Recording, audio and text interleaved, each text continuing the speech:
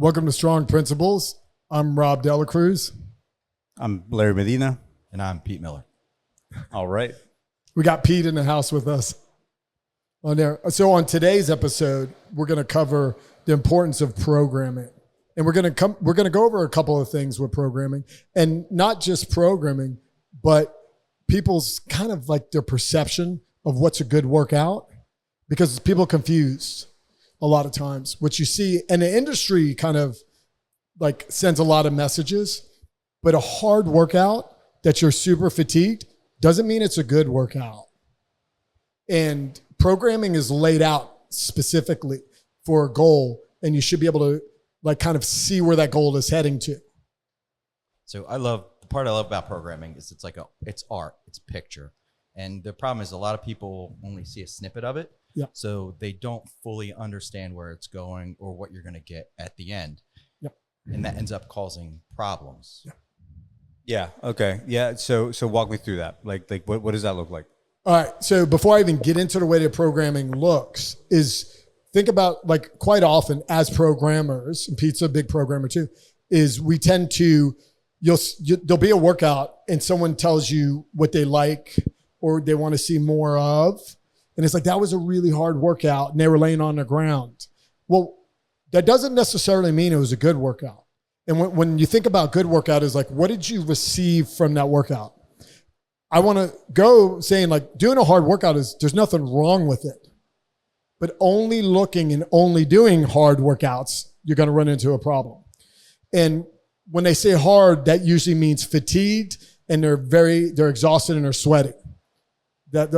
That's necessarily not the same thing as good. And so when we talk to people about it, what it is, a better workout is, did you move better? Did you learn something from the workout? Did you learn how to pace? Are we getting stronger? So like those things don't correlate together all the time.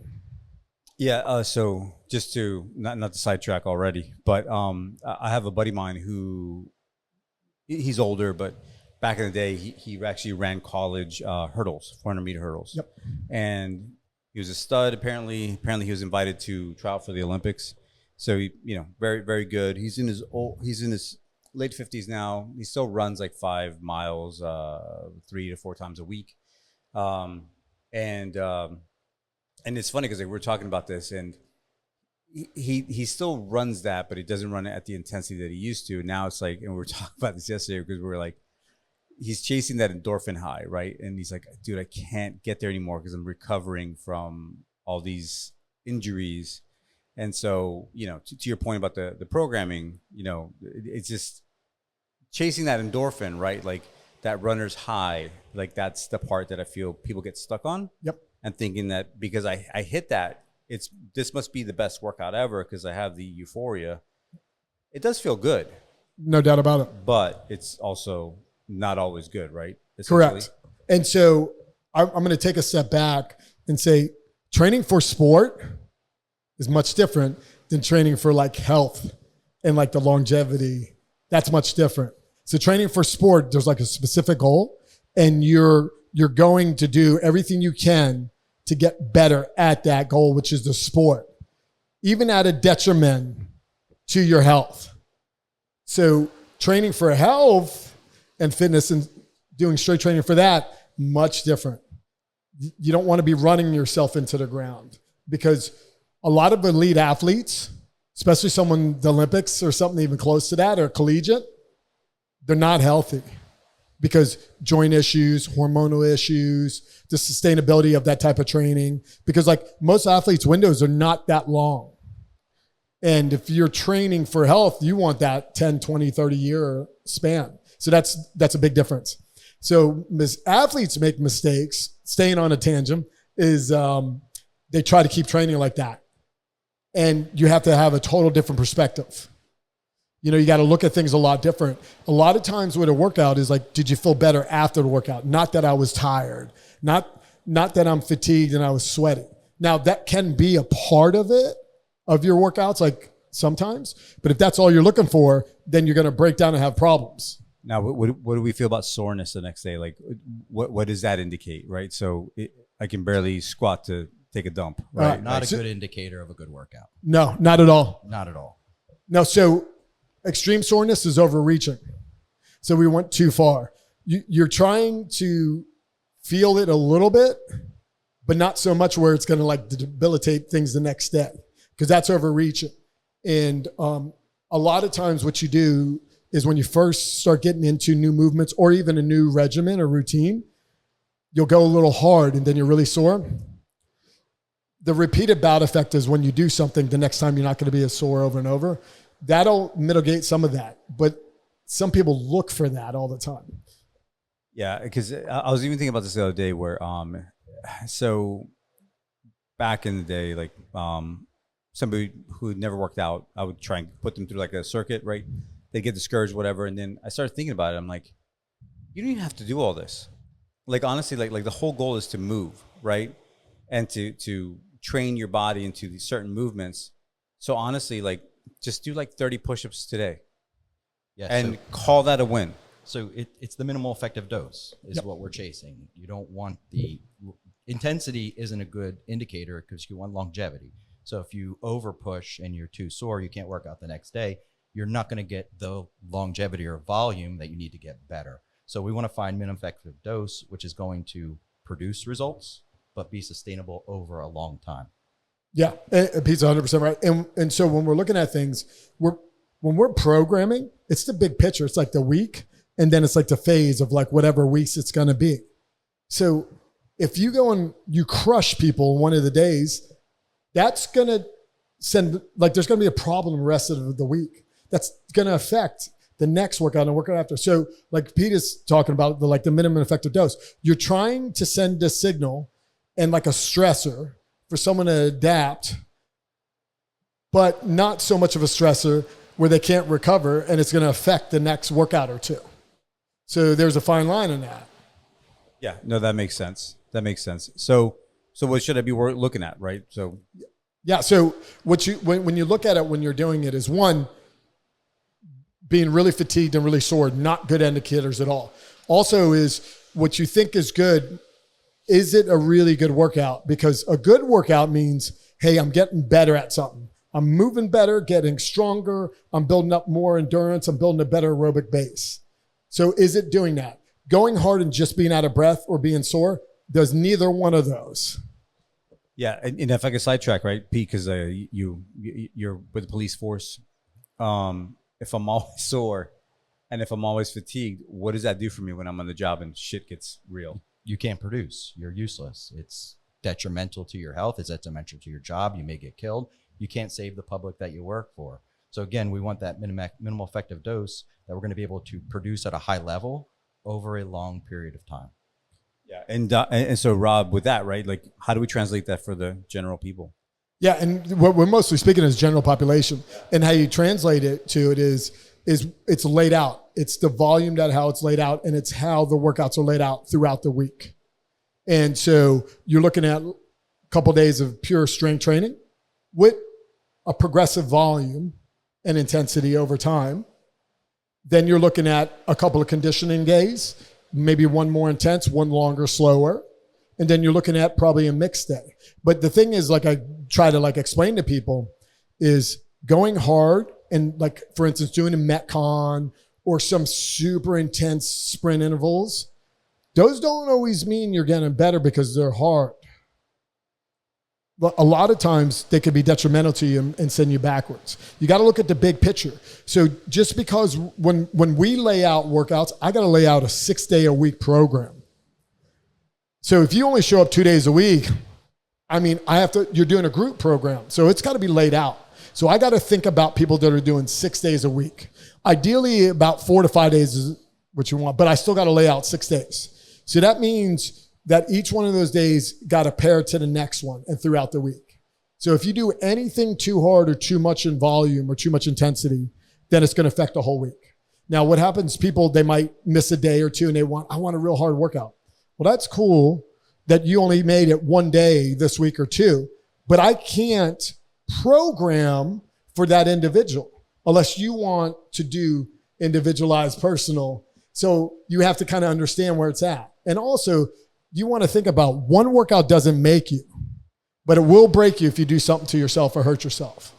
It's an accumulation over time. Yeah. So this is where I'm assuming we would want to do the weight training is your first thing, right? So that's the base. So if you I do everything off the base. Yeah. 6 fundamental movement patterns, and then you throw in dynamic and rotation, and as you fill that in with that. Yes, 6 fundamental movement patterns. Then you look at the conditioning. Then I look at, hey, let's mix some of that together. And the way I've always looked at it is those hard workouts, the workouts that crush you, they're really good tests of your fitness. They're not training. There's a difference between training and testing. We train throughout the week through our strength, our conditioning, the modalities of what we need to do in a test. And then at the end of the week, we test it with that one hard workout that has a built-in rest day after so that we can recover for the next week. But do we want to test? Yes, we want to see if we're getting better and we want to see if what we're doing is effective. But if we test it every single day, you're not going to get any better. Because you want to remember, intensity is important, but not every day. Because intensity is a stressor. So you end up stressing the body even more. So you stress it too much with intensity, then it's not going to adapt to the things you're looking for, like strength or movement or any kind of conditioning. Aside from that, what does it do to your body for like let's say the stress levels of calories, right? Like, yeah. What does it do to that? Yeah. So you add too much stressor, then your body's going to look for a certain type of calorie. So you add like a stressor, like a conditioning stressor real high, your body's going to look for a carbohydrate / sugar because it's running through glycogen really quickly. So you're more likely to go and grab a donut or something because you feel like that's what you need to replenish. When you do like strength training, it's more like, oh, I need a protein shake or like a good steak and potato, like a sweet potato sounds pretty good to me. But when you're doing that high intensity, man, anything sugary looks good as hell. And that's where people go wrong with that. Like certain types of training will for some people, will steer them in certain directions. So you got to be careful with that. But the biggest thing I wanted to kind of like iterate is that just because it's hard doesn't mean it's good. And most of us found that out the hard way. Yes. Yeah, 100%. Yeah, we definitely have, you get injured, yep. Your body goes all fucking crazy as far as like, how you eat, right? Yep. Hormonally. Yeah. Yeah. I remember just for me starting CrossFit, and at first I got those newbie gains. Like I was excelling. I thought I was getting great. I was doing great. And then after maybe a year or two, I started to hit that failure to thrive where my CNS was burned out. I just chased injury around my body. I was eating gummy bears because that was the cool thing to eat during a workout. And I ended up getting in worse shape, fatter. I was less athletic. And it was because all I was doing was intensity. And it just, over the course of time, destroyed me. Yeah, and even CrossFit learned their lessons. It taught us a lot of lessons. But even CrossFit came into it, and it wasn't intense every day. They didn't have that intensity all the time, and then they started gearing towards that, and then they just kind of lost their way. But it taught a lot of people lessons, or like hard lessons. So you got to learn from those. It's like, hey, intensity all the time, you definitely can't go to. And as you age, you really don't need that much of it.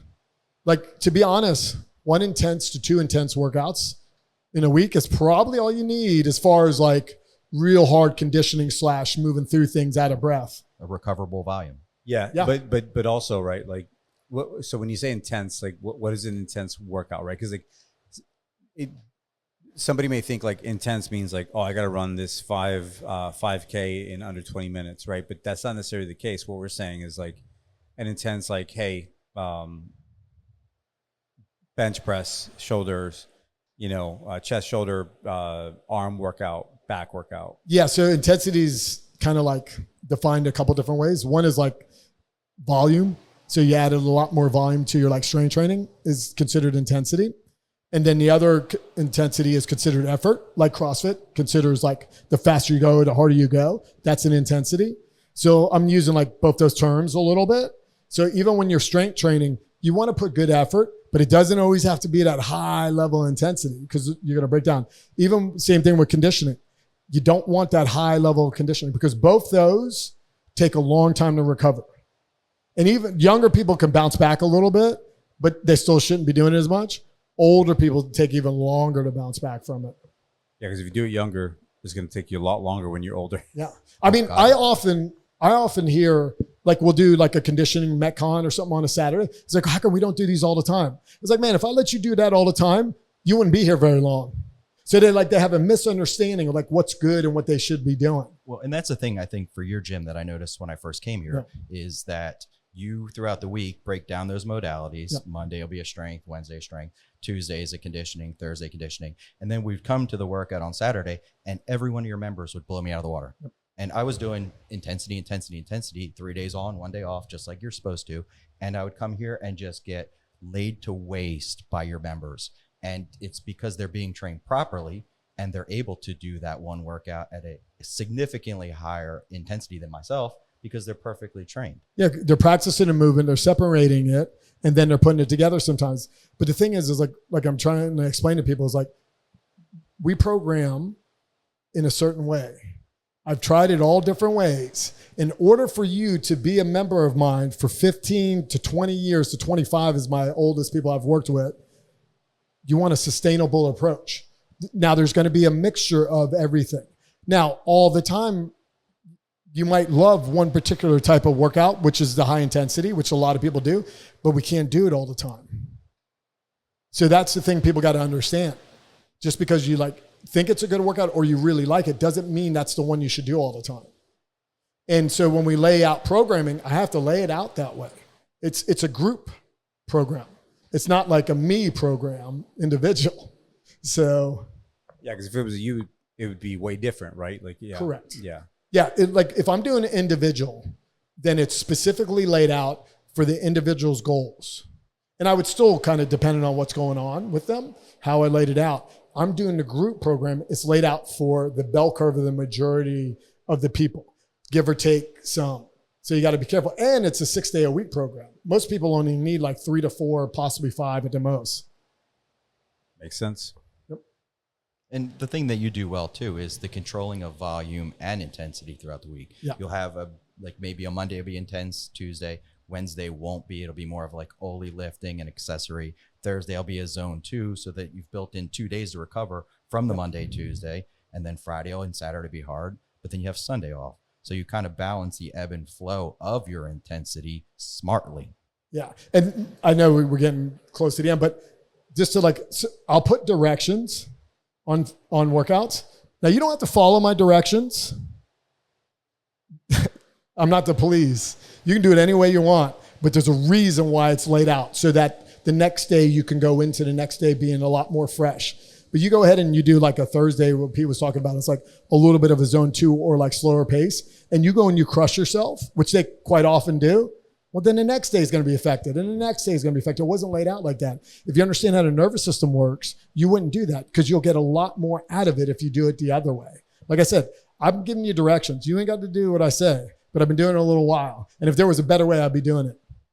That makes sense. And that's what I tell people. Rob sees the bigger picture. You're seeing one small puzzle piece in this giant cycle that's going to be built onto another cycle and another cycle. So even though you can't see the forest for the trees, just trust the process. Yep. Yeah, 100% experience, right? I mean, you've been through it, you've seen it. We've done different things with, back in the day with bodybuilding. Then you do the CrossFit, then you do this, and so fortunately, you should take the experience person, right? Yep. That's been through it and is a full-time job versus somebody who's doing it for a hobby. Yeah, you're looking at accumulation for like what is a sustainable approach over years, not like as one workout hard. Like every workout you're looking at the one thing, and I'm looking at like hundreds to thousands of things. Big picture. All right, everybody. These are strong principles. Thank you, guys. Thanks.